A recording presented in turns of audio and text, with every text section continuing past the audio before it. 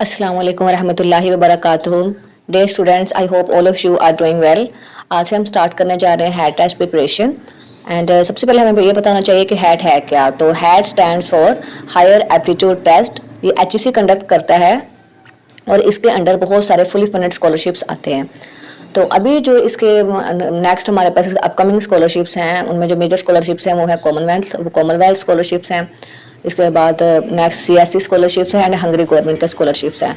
तो उन scholarships fully funded scholarships को टारगेट करने के लिए हमें अभी से हैट की प्रिपरेशन करनी चाहिए ताकि आप लोग उनको अचीव कर सकें, इसमें अच्छा सा स्कोर हासिल करें ताकि आप लोगों को फुली फंडेड स्कॉलरशिप मिले और आप बेस्ट यूनिवर्सिटीज़ में जाके पढ़ सकें, नेक्स्ट अपने मास्टर्स PhD कर सकें।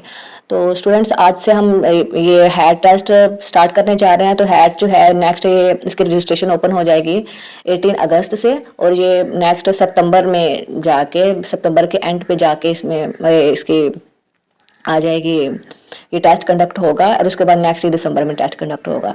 तो जो कॉमनवेल्थ के स्कॉलरशिप्स हैं वो सितंबर अक्टूबर में अनाउंस हो जाते हैं। तो अभी से आप टेस्ट की प्रिपरेशन करें कि जब तक वो स्कॉलरशिप्स अनाउंस हो आपके पास हैट का बहुत अच्छा स्कोर हो।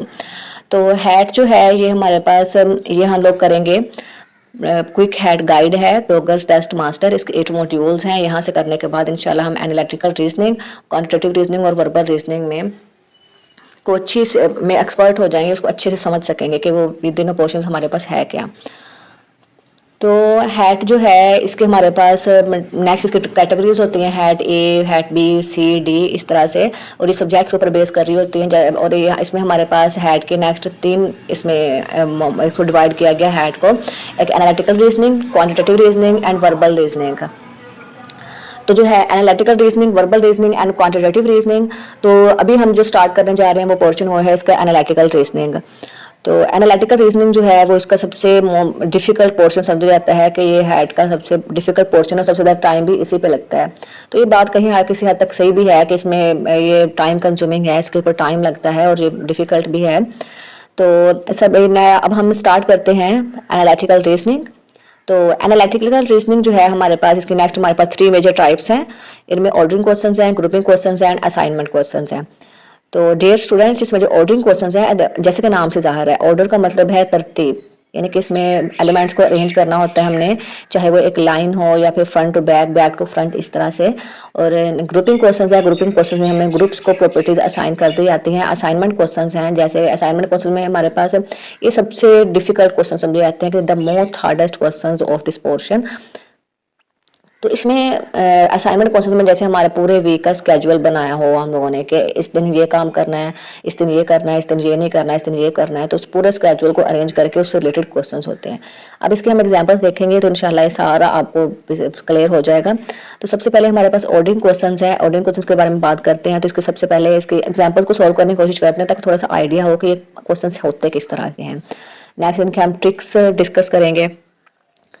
तो सबसे पहले हमारे पास इसकी एग्जांपल आ रही है, 6 people, Rizwan, Shaukat, Tanveer, Uzma, Waleed and Wajahat are standing in line for tickets to an upcoming concert.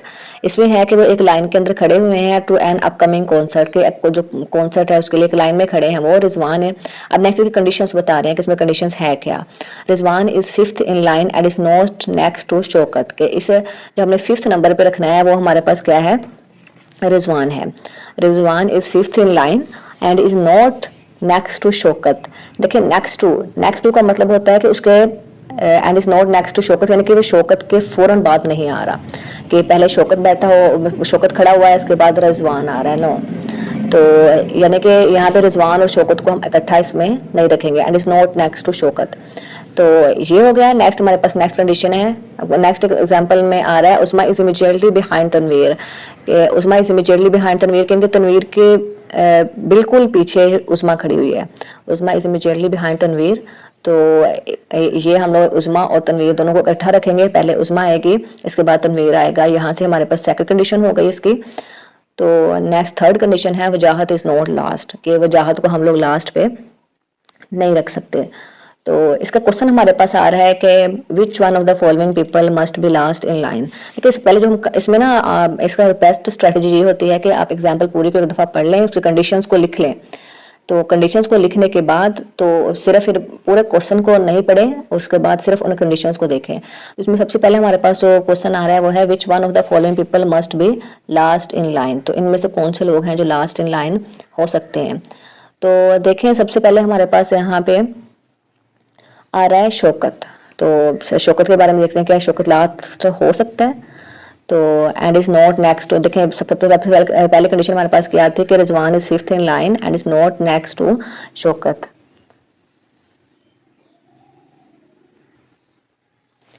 देखिए इसमें सबसे पहले हमारे पास जो चॉइस आ रही है वो है शौकत। तो क्या शौकत हमारे पास लास्ट पे हो सकता है। देखिए कंडीशन जो फर्स्ट हमारे पास थी वो थी Rizwan is fifth in line and is not next to Shaukat, यानी कि जो शौकत है वो रिजवान के आगे पीछे नहीं आ सकता।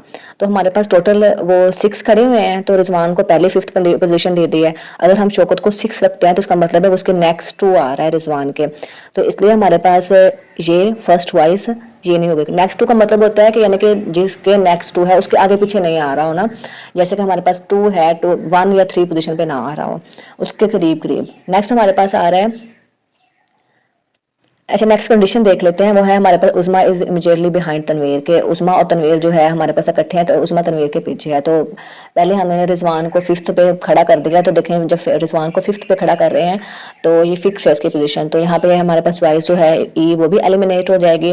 नेक्स्ट हमारे पास उज़मा और तनवीर, उनको इकट्ठा रखना पड़ेगा हमें। तो 5 पे तो रिजवान आ रहा है, तो एक 6 पोजीशन बचती है, वहाँ पे हम अब तनवीर को नहीं रख सकते, तो क्योंकि तनवीर के पीछे उज़मा आनी चाहिए, लेकिन पहले फिफ्थ पोजीशन फिक्स है, तो उज़मा और तनवीर दोनों चॉइसेस यहाँ पे एलिमिनेट हो जाएंगे।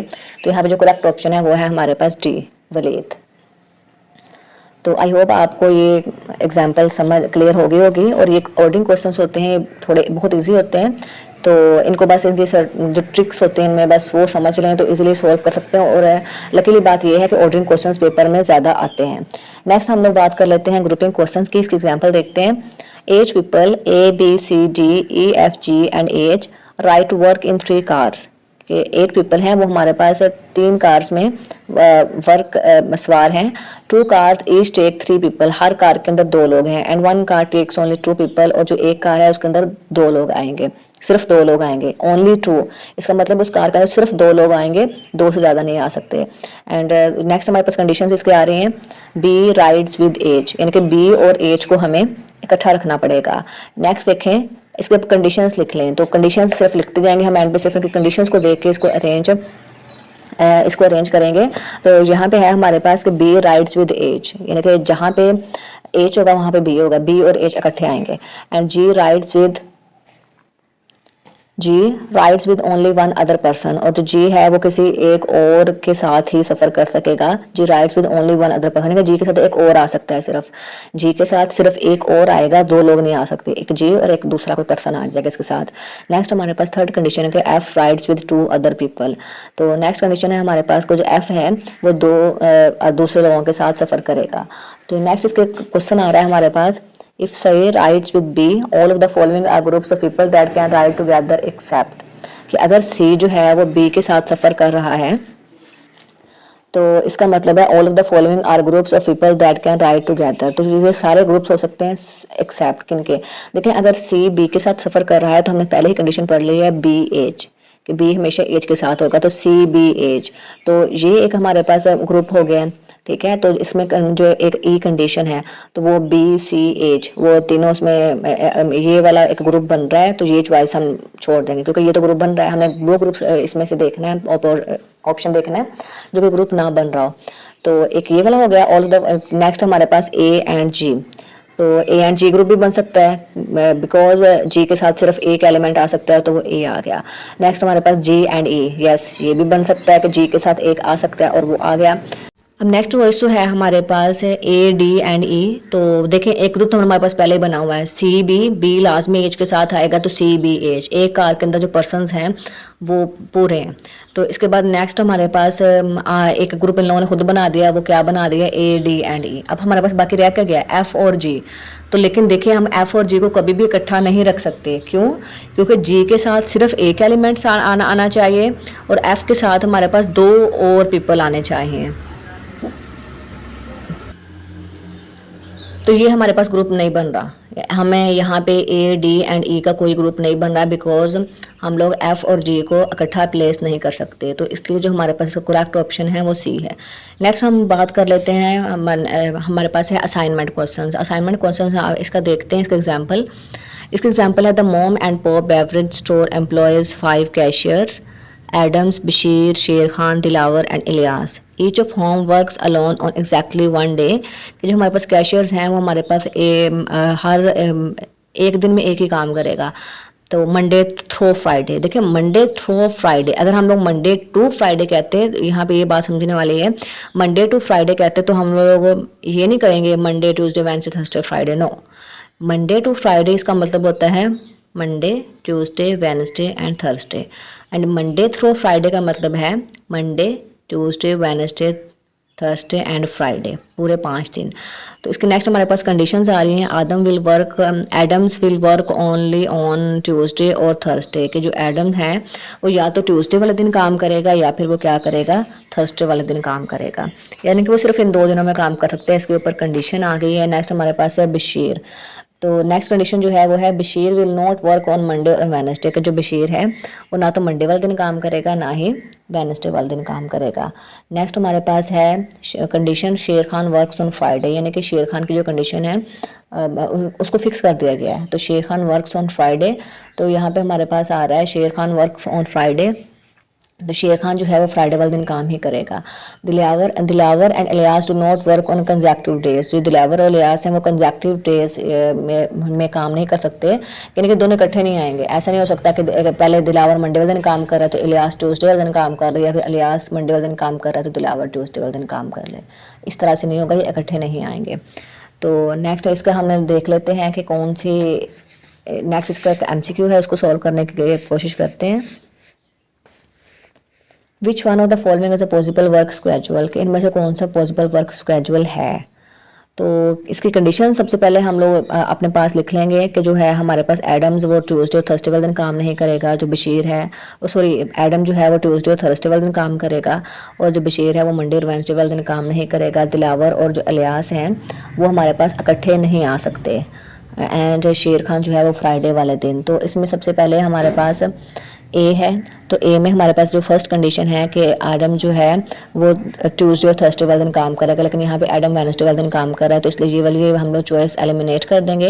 नेक्स्ट हमारे पास ऑप्शन है बी, दिलावर, एडम्स, बशीर, इलियास, शेर खान। तो इसमें देखें एडम जो है वो हमारे पास ट्यूसडे वाले दिन काम कर रहा है, और लेकिन यहाँ पर हमारे पास कंडीशन थी कि जो बशीर है वो मंडे या फिर वेडनेसडे वाले दिन काम नहीं करेगा, लेकिन यहाँ पे जो बशीर है वो वेडनेसडे वाले दिन काम कर रहा है, तो इसलिए ये भी हमारे पास चॉइस, इसको भी एलिमिनेट कर देंगे। नेक्स्ट हमारे पास है इलियास, एडम्स एंड शेर खान। देखें यहाँ पे वेडनेसडे वाले दिन आ गए, हालांकि इसकी कंडीशन, इसकी पोजीशन फिक्स है, तो इसलिए हमारे पास यहाँ पे शेर खान नहीं आ सकता।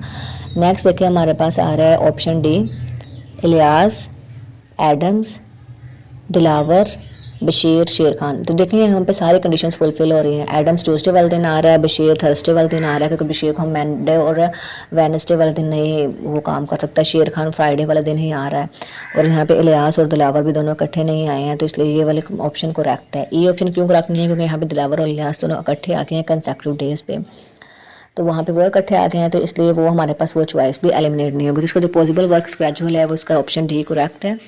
तो आई होप आपको ये सारी समझ आ गई होगी। तो अब नेक्स्ट वीडियो में इंशाल्लाह हम लोग इसके नेक्स्ट क्वेश्चन सॉल्व करेंगे, उसके ट्रिक्स देखेंगे कि किस तरह से हम लोग इसको सॉल्व कर सकते हैं। Thank you for watching this video.